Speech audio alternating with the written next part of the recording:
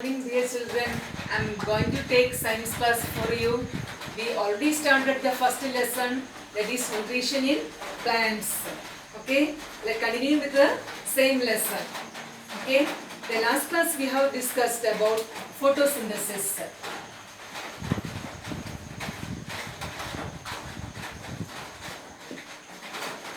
Okay, all of you know during photosynthesis, the excess sugar produced in the leaves that is converted into starch. Okay, the excess sugar produced in the leaves is converted into starch and stored in different parts of the plant. Okay, the starch that is stored in different parts of the plant.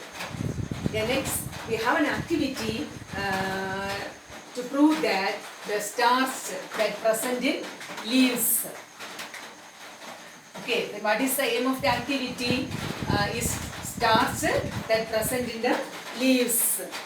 Okay, for that we have to boil some water in a container and place a leaf in it for 3 minutes. Okay, boil some water in a container and place a leaf in it for 3 minutes. Then after that we have to remove the leaf from the boiling water. After that we have to remove the leaf from the boiling water and place it in a test tube and pour enough alcohol to cover the leaf. Okay, after taking the leaf from the boiling water, we have to place the leaf in a test tube and we have to add enough alcohol to cover the leaf. Okay, the next place the test tube in a boiling water and let alcohol boil. Okay, place the test tube in the boiling water and let the alcohol boil. All of you know the green pigment that present in leaves, that is the chlorophyll. Chlorophyll is the green pigment that present in the leaves. Actually that dissolves in alcohol and make it appear green. Okay, the green pigment chlorophyll that dissolves in alcohol and make it appear green, and the leaf turns colorless. Okay, and the leaf turns colorless. Now the alcohol turns green color and the leaf becomes colorless. Then we have to stop boiling alcohol after the leaf turned completely colorless. Okay, we have to stop boiling alcohol after the leaf turned completely colorless. Then wash the leaf with the tap water. We have to wash the leaf with the tap water and place the leaf on a clean dish and pour some dilute iodine solution on it. Okay, wash the leaf with the tap water and place the leaf on a clean dish and pour some iodine solution on it.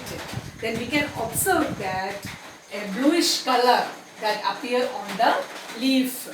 Okay, then why the leaf appear now blue in color? Here the iodine reacts with the starch that will give bluish color to the leaf. Iodine reacts with the starch that will give a bluish color to the leaf. So from this activity we can prove that starch present in the leaves. Okay, this activity proves that starch is present in the leaves.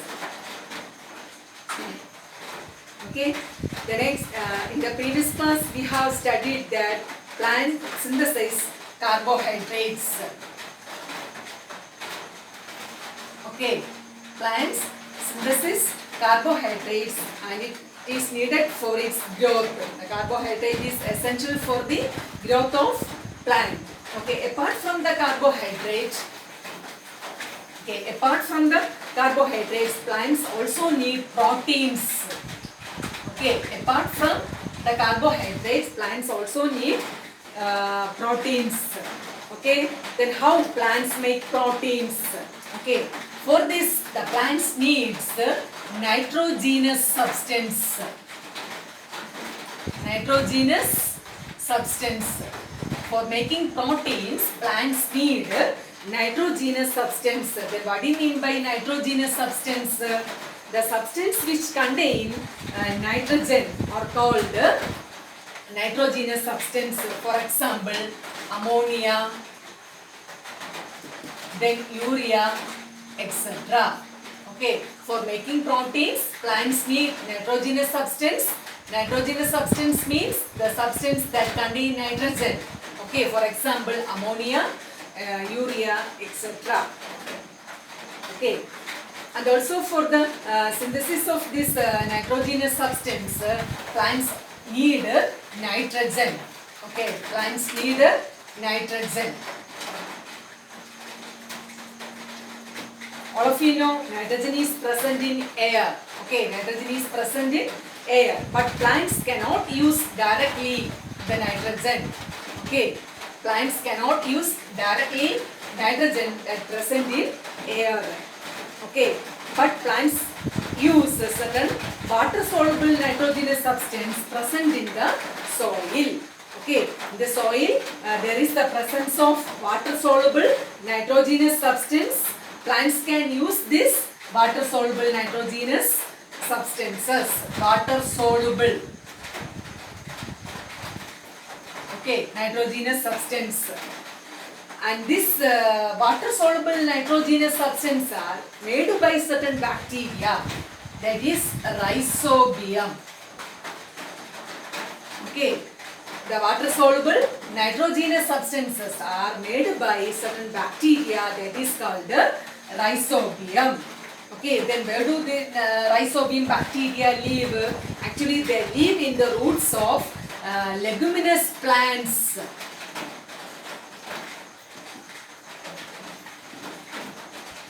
Okay, this rhizobium bacteria that lives in the roots of leguminous plants such as gram, pea, then beans. Okay, the rhizobium bacteria that lives in the roots of leguminous plants such as gram, pea and beans. Then what do you mean by leguminous plants? Actually, these are used in parallel with the food crops to enrich the soil with nitrogenous substances. Okay, actually the farmers are used this type of plants in parallel with the food crops to enrich the soil with the nitrogenous substances. Okay, then this rhizobium bacteria that take nitrogen directly from air and convert it into water soluble nitrogenous substances. Okay, this rhizobium bacteria that lives in the roots of leguminous plants that take nitrogen directly from air and convert it into water soluble nitrogenous substance, actually which is used by plants to make proteins, and this process is called nitrogen fixation. This process is called nitrogen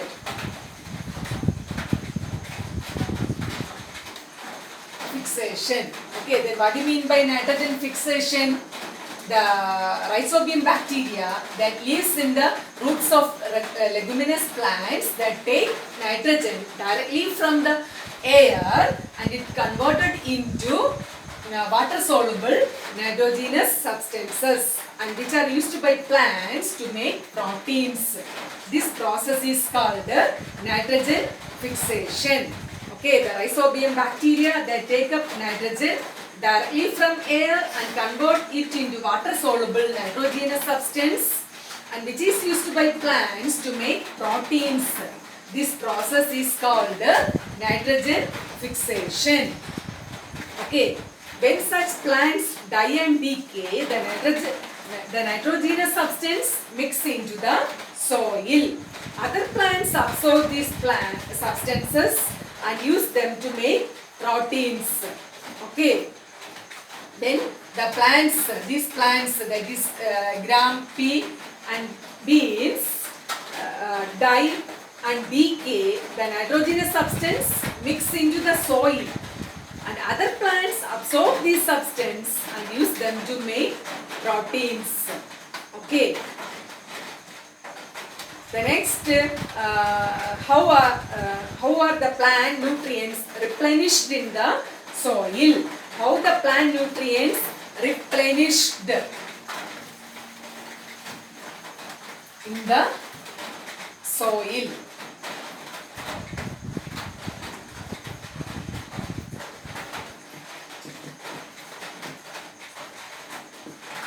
Plant nutrients. How the plant nutrients get replenished in the soil. How it gets mixed with the soil. Okay. Okay. You know, the soil can made fertile by adding manure. Okay. By adding manure. We can make the soil fertile by adding manure. Then what is mean by manure? Actually it is a decomposed plant and animal waste. Manure is the decomposed plant and animal waste. Okay, we can make the soil fertile by adding manure. Then what do you mean by manure? It is the decomposed plant and animal waste. Okay, also some chemical fertilizers such as urea, okay, can also add it to the soil. Urea is a chemical fertilizer that can also be added into the soil. Okay. Next, after growing a crop such as wheat or rice, farmers usually grow crops such as bean, then pea or gram to maintain the fertility of the soil, and this practice is known as rotation crops. Okay, rotation crops. That is, after growing crops such as wheat or rice, farmers usually grow crops such as bean, pea or gram to maintain the fertility of the soil. Okay, to maintain the fertility of the soil, we can plant such crops, bean, pea and gram. This practice is known as rotation crops. Okay, actually, what is the importance of rotation of crops? To maintain the fertility of the soil. To maintain the fertility of the soil, farmers use crops such as bean, pea or gram, and this practice is known as rotation crops.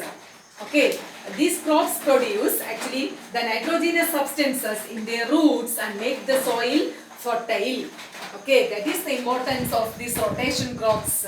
Okay, actually these are the leguminous plants, that is bean, pea and gram. That is the leguminous plants that can produce nitrogenous substances in their roots, so the soil becomes fertile. Okay, these are the method of plant nutrients to replenish in the soil. Okay.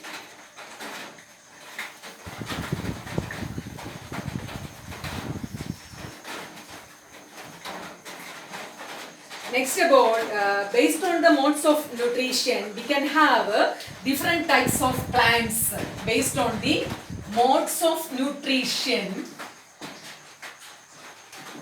We can have different types of plants. First is the parasitic plants.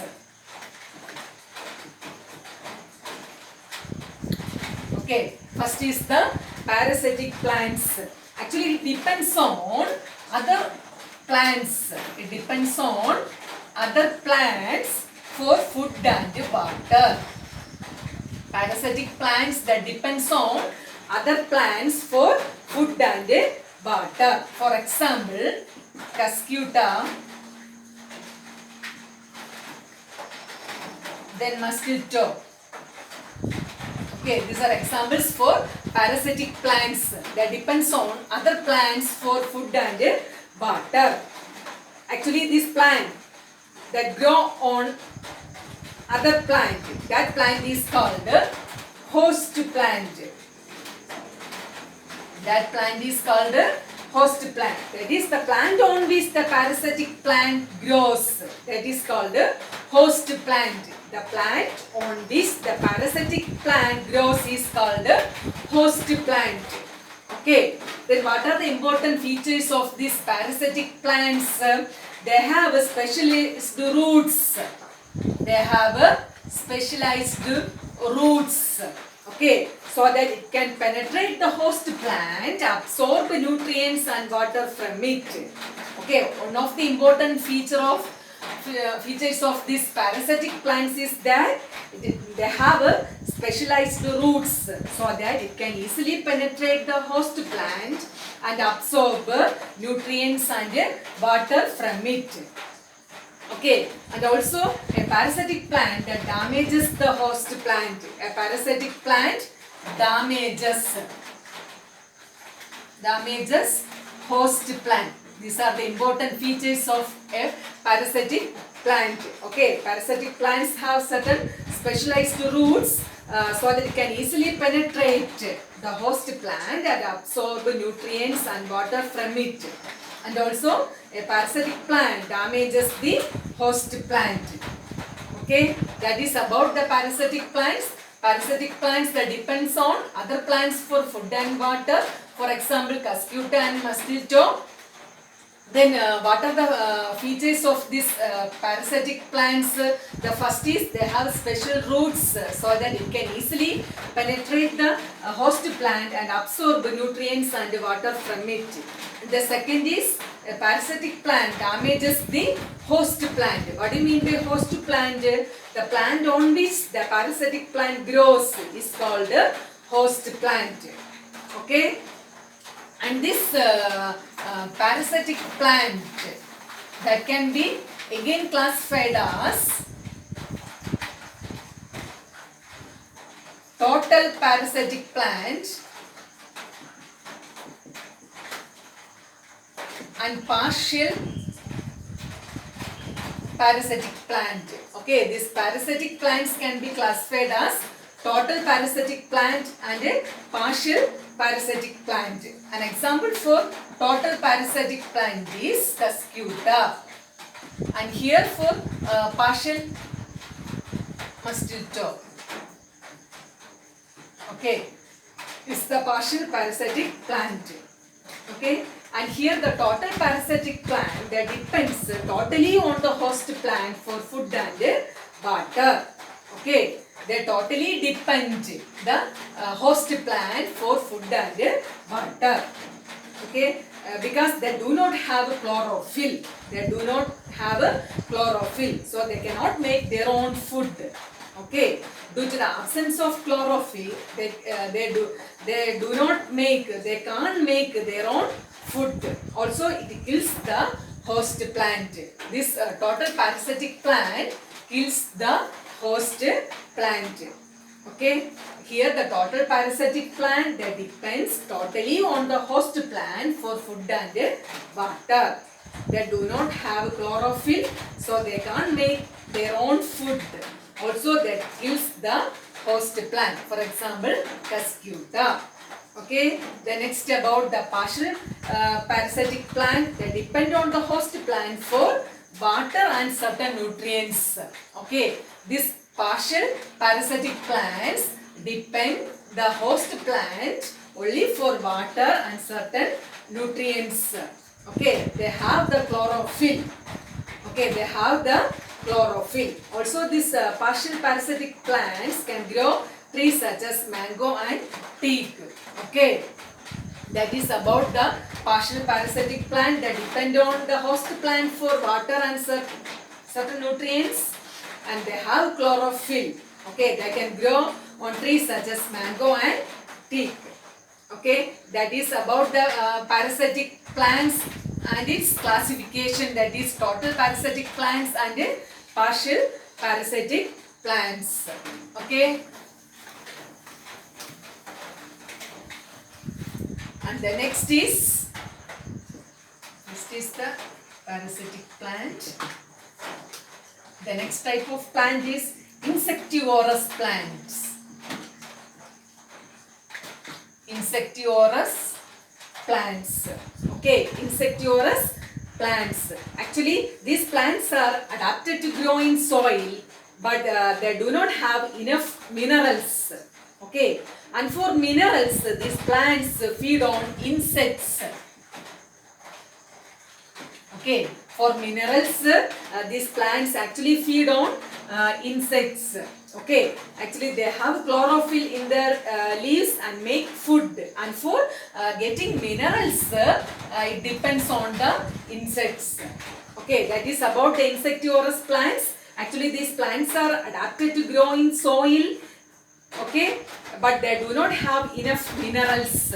So these plants feed on insects for getting minerals. Okay, they have chlorophyll in their leaves and they can make food with the help of the minerals from the insects. For example, Venus flytrap, then pitcher plant. Okay, Venus flytrap and pitcher plant are examples for insectivorous plants. Okay, then what do you mean by insectivorous plants? These plants are adapted to grow in soil that does not have enough minerals. These plants feed on insects to obtain minerals. Okay, they have chlorophyll in the leaves and make food. Then what are the examples for insectivorous plants? Venus flytrap and pitcher plant are examples for insectivorous plants. Okay.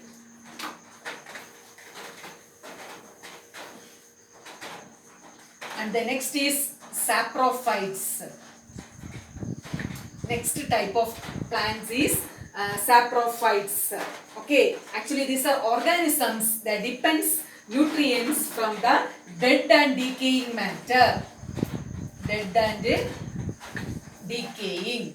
Okay, these are organisms that obtain nutrition from decaying and dead organic matter. For example, Monotropa, then fungi.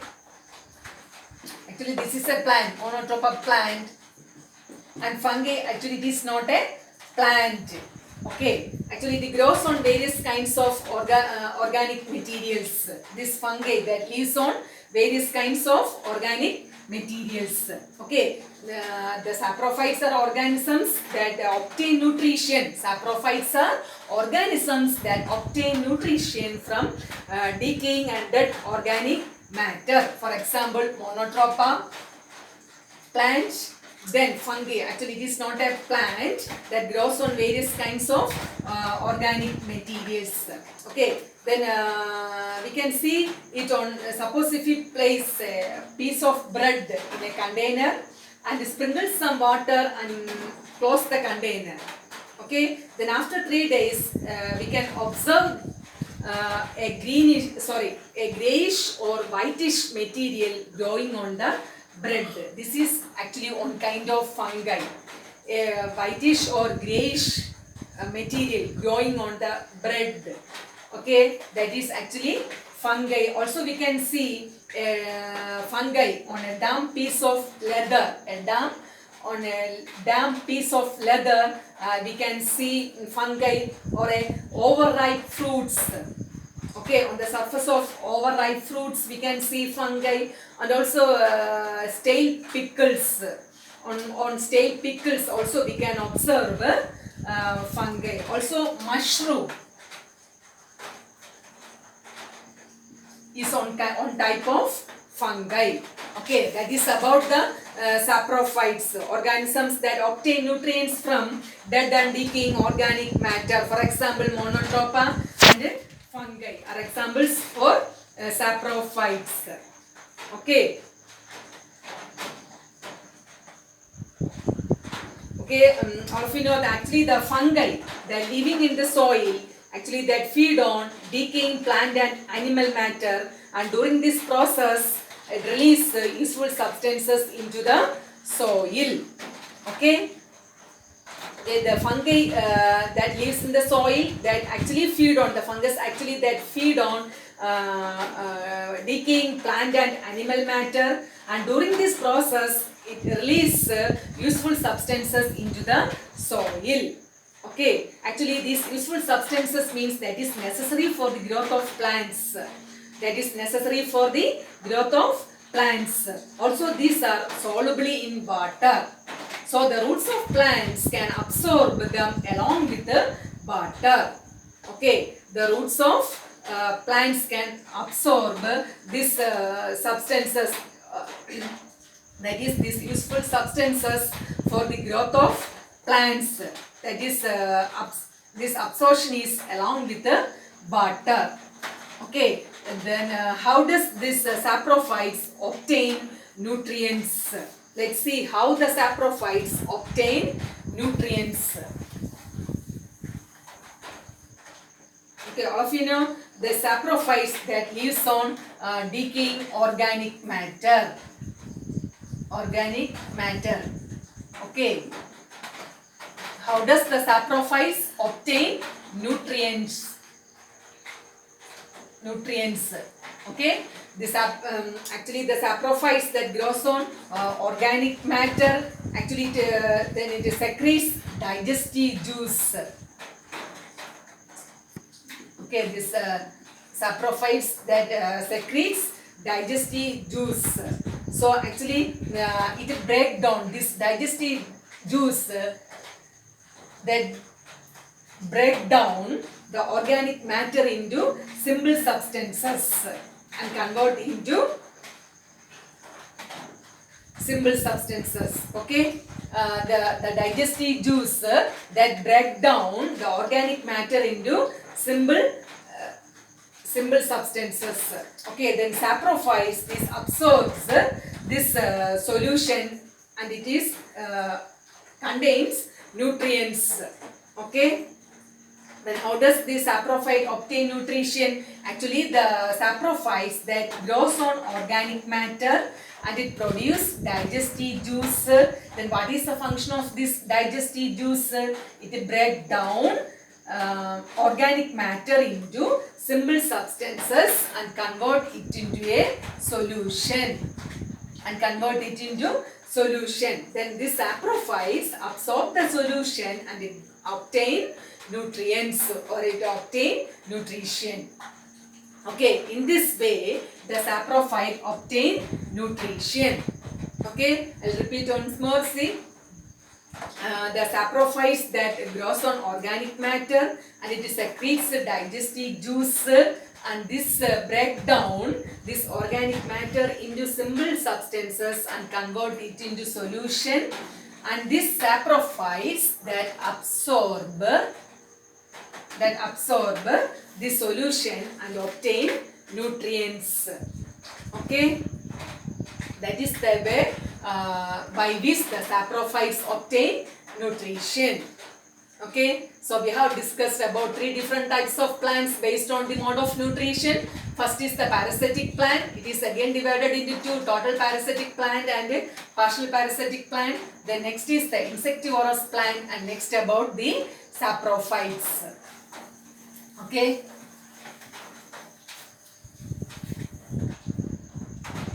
Next about lichens. Okay, actually the lichen, actually it is the most amazing forms of life. That is the lichen. It is composed of 2, okay, or possible even 3 distinct organisms. Lichen actually consists of 2 or 3 distinct organisms. Okay, lichens composed of 2, possibly even 3 distinct organisms. For example, we can consider one kind of fungus. And the other is an algae. Okay, other is an algae or it may be a photosynthesizing bacterium. Okay, instead of algae we can consider a photosynthesis bacterium. Okay, here we are considering a fungus with an algae or a photosynthesizing bacterium. Actually here in this association, algae contain chlorophyll. Okay, algae contain chlorophyll and make its own food. Okay, So algae contain chlorophyll, so it can make its own food. So it can share the food with this fungus. Okay. Algae having chlorophyll, it can share, so it can make its own food. So this food, it can share its food with the fungus. Okay. And fungus, it provides water and minerals. It is share. Okay. Fungus share water and minerals with the algae. Okay. So here the function is actually they have mutual benefit. Okay. This algae have chlorophyll, so it's make its own food. So it can share its food with the fungus. Similarly, the fungus, what it do? It share water and minerals with the algae. Okay, and this kind of relationship is actually called lichen. Okay, so the kind of relationship between two or more organisms where all of them mutually benefit is known as symbiosis.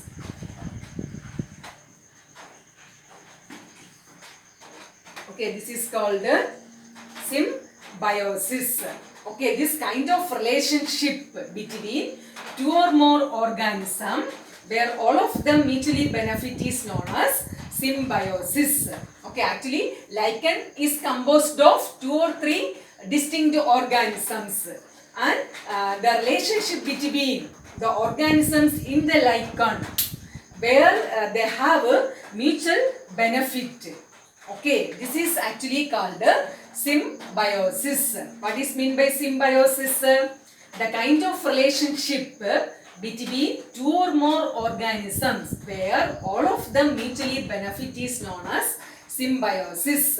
Okay, the kind of relationship between two or more organisms where all of them mutually benefit is known as symbiosis. Okay, that is about lichens and about the symbiosis. Okay, let me conclude today's class after summarizing all the things we have studied today.